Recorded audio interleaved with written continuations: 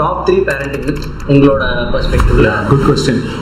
குழந்தை பிறந்தப்போ கோலை எடுக்காமல் இருந்தது ஒரு காரணம். புகைன்னு வச்சாலே ஆஸ்துமா அப்படிங்கிறது. ஸோ இந்த புகைங்கிறது ஒரு டைப் ஆஃப் மெடிசன் டெலிவரி பண்ணுற system. I'll start with the parenting myth. டெஃபினட்டாக. ஸோ பேரண்டிங் மித்துங்கும் போது உங்களோட இத்தனை வருஷம் எக்ஸ்பீரியன்ஸில் வந்து நீங்கள் வந்து நிறைய children and both parents of the சில்ட்ரனையும் கடந்து வந்திருப்பீங்க. கரெக்ட். ஸோ அதில் வந்து உங்களுக்கு அவங்க பேரண்ட்ஸ் ஃபாலோ பண்ணுற சம் அட்வைசஸ் அண்ட் வந்து அது கரெக்டாக இல்லையான்னு தெரியாமல் they use to be following it. So அந்த மாதிரி டாப் 3 பேரண்டிங் வித் உங்களோட பெர்ஸ்பெக்டிவில் என்னவா இருக்கும்? யா, குட் கொஸ்டின். நம்ம தமிழ்நாடுன்னு எடுத்துக்கிட்டிங்கன்னா நிறைய இந்த மாதிரி சின்ன சின்ன பிலீஃப்ஸ் அவங்களோட நேச்சர்லேயே இட் இஸ் உள்ளேயே பதிஞ்சிருக்கு. அந்த பிலீஃப்ஸை வந்து மாற்றுறதுங்கிறது வந்து ரொம்ப ரொம்ப கஷ்டம்.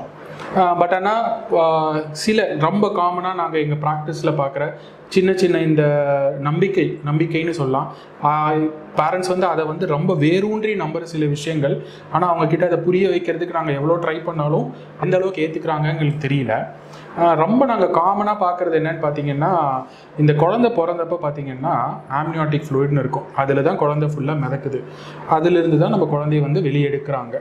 ஸோ அது எடுத்த உடனே எல்லா குழந்தைகள் டாக்டரும் பீடியாட்ரிஷியன்ஸும் வாய் மூக்கில் இருக்க கோலை அந்த ஆம்னியாட்டிக் ஃப்ளூயிடை எடுத்துருவாங்க. இது எல்லோரும் காமனாக பண்ணுறது. எங்கேனாலும் சரி, கவர்மெண்ட் டெலிவரி ஆகட்டும், ப்ரைவேட் செட்டப்பில் ஆகட்டும், எங்கே டெலிவரி நடந்தாலும் இது காமனாக ப்ராசஸ். இதுதான் ப்ரொசீஜர்.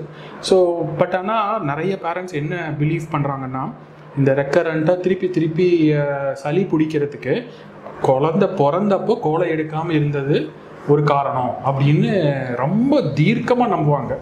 6 மாத குழந்தைய நான் பார்த்துருக்கேன், 8 மாதம் 10 மாதம், ஏன் 1 வயசில் கூட குழந்தைங்க சில டைம் வரும்போது சளிக்கான காரணம் என்னவா இருக்கும் அப்படின்னு நம்ம சும்மா பேரண்ட்ஸ் கிட்ட கேட்டால் அவங்க அந்த இன்ஃபெக்ஷனு, அடிக்கடி ஸ்வீட் சாப்பிட்றது, அலர்ஜி, இதெல்லாம் அவங்க எதுவுமே அதை பெருசாக சொல்ல மாட்டாங்க.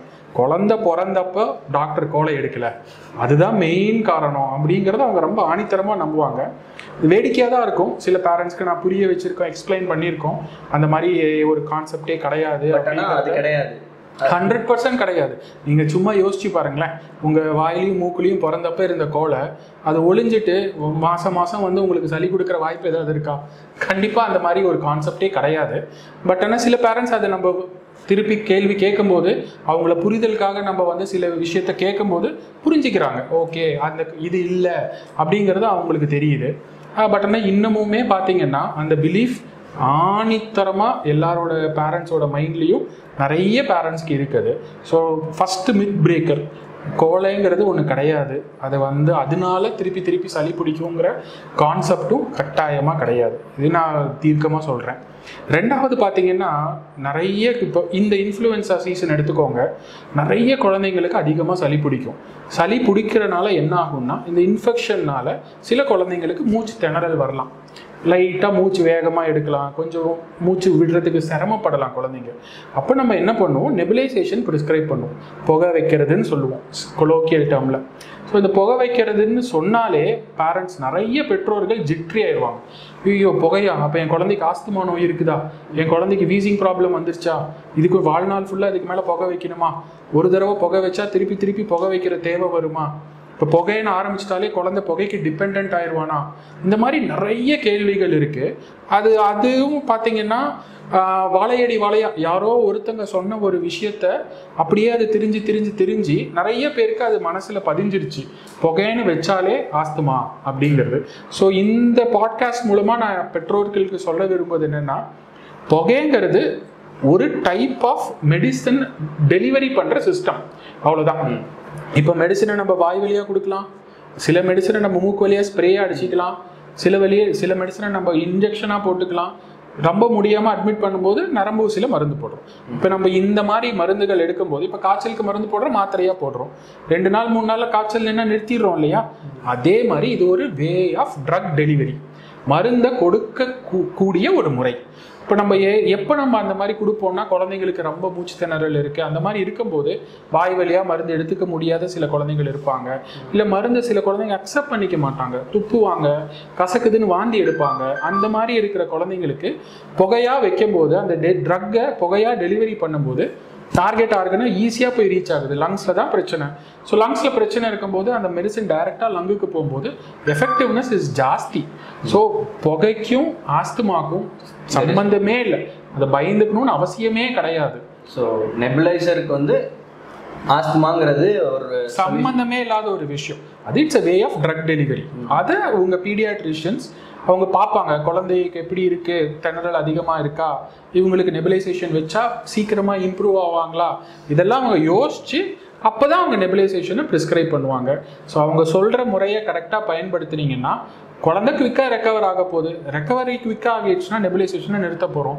யாருமே தொடர்ந்து அந்த நெபுலைசேஷனை பயன்படுத்துறதுக்கு ப்ரிஸ்கிரைப் பண்ணவே போகிறது இல்லை. ஸோ அதை பயப்படணுங்கிற அவசியம் கட்டாயமாக கிடையாது. அப்புறம் வயிற்றுப்போக்கு ஆகிறோம் நிறைய குழந்தைங்களுக்கு. இந்த வெய்ய காலத்தில் நிறைய வயிற்றுப்போக்கு வரும். இந்த வயிற்றுப்போக்கு வரும்போது நிறைய குழந்தைங்களுக்கு நீர் சத்து குறையும். ஸோ அந்த நீர் சத்து நம்ம திரவ உணவாக கொடுத்துட்டே இருக்க சொல்லுவோம். என்னதான் மெடிசின்ஸ் நம்ம கொடுத்தாலும் குழந்தைங்கள் பெற்றோர்களுக்கான ஒரு பிலீஃப் சீக்கிரமாக நின்றாதா அப்படிங்கிற ஒரு ஆசையில் சில அதீத வைத்தியம் பண்ணுவாங்க. அவங்க சொன்னாலும் சில நேரத்துக்கு கேட்காம பாடம் போடுறது, இந்த பேர் எழுதுறது, இந்த மாதிரியான சில விஷயங்கள் பண்ணுவாங்க. இது தப்புன்னு சொல்ல முடியாது. இது சில பேர் நம்பிக்கையை நம்ம வந்து அது தப்பு, நீங்க பண்ணவே கூடாதுன்னு சொல்ல முடியாது. பட் ஆனால் என்னன்னா அந்த மாதிரி விஷயங்கள் பண்ணும்போது பண்றதையும் பண்ணிட்டு வைத்தியத்தையும் சேர்த்து பண்ணிக்கிட்டா பிரச்சனை கிடையாது. சில நேரத்தில் என்ன ஆகுதுன்னா அதை பண்ணிட்டு அதை மட்டுமே நம்பிட்டு வைத்தியத்தை பண்ணாம விடும்போது சில நேரத்துக்கு அது வந்து ரொம்ப தவறான முடிவாக போய் முடியுது. சில குழந்தைங்களுக்கு சில நேரத்துக்கு ரொம்ப டீஹைட்ரேட் ஆகி ரொம்ப உடம்புக்கு முடியாமல் அட்மிட் பண்ணுற ஸ்டேஜுக்கு போகிற அளவுக்கு கூட பார்த்துருக்கோம், சிவியாரிட்டி பார்த்துருக்கோம். ஸோ பிலீஃப்ங்கிறது ஒன்று. இந்த பிலீஃபை கண்டிப்பாக ட்ரஸ்ட் பண்ணலாம், தப்பு ஒன்றும் கிடையாது, போகலாம் பண்ணலாம். பட் ஆனாலும் அதை மட்டும் பண்ணுறது மெடிகேஷனை ப்ளஸ் எஸ் கரெக்ட் மெடிகேஷன்ஸையும் எடுத்துட்டு அவங்க இதெல்லாம் ஃபாலோ பண்ணாங்கன்னா கண்டிப்பாக வந்து அதில் ஒரு தப்பும் கிடையாது. பட் மெடிகேஷனை விட்டுட்டோம்னா கண்டிப்பாக மிகப்பெரிய தப்பு தான், பிரச்சனை தான். ஸோ அது வந்து சில நேரத்தில் ஒரு கரெக்ட் பண்ணக்கூடிய பிரச்சனைனா நம்ம கரெக்ட் பண்ணிடலாம். எங்கேயாவது ரொம்ப லேட்டாக கொண்டு வராங்க, நாங்கள் 2 நாள் பாடம் போட்டோம், 2 நாள் நாங்கள் வந்து ஓதுனோம், அந்த மாதிரிலாம் நிறைய சொல்லுவாங்க. பட் நான் சம்டைம்ஸ் அந்த டீஹைட்ரேஷன் ரொம்ப மோசமாயிடுச்சுன்னா குழந்தைய ட்ரீட் பண்ணுறதும் கஷ்டமாக இருக்கும். ஸோ டிசீஸ் ப்ரொலாங்டாக இருக்கலாம், பிரச்சனைகள் அதிகமாக வரலாம். ஸோ பிலீஃபை வந்து தப்புன்னு சொல்ல முடியாது, கண்டிப்பாக பண்ணலாம். கூட மெடிசின்ஸையும் சேர்த்து எடுத்துக்கிறது நல்லது. இந்த மாதிரி நிறைய இருக்கு. பட் ஆனால் இது ரொம்ப முக்கியமான அவங்க பாட்காஸ்ட் மூலமா இந்த ஒரு விஷயத்தை நான் எல்லா பேரண்ட்ஸ்க்கும் முன் வைக்கணும்னு நினைக்கிறேன். ஓகே.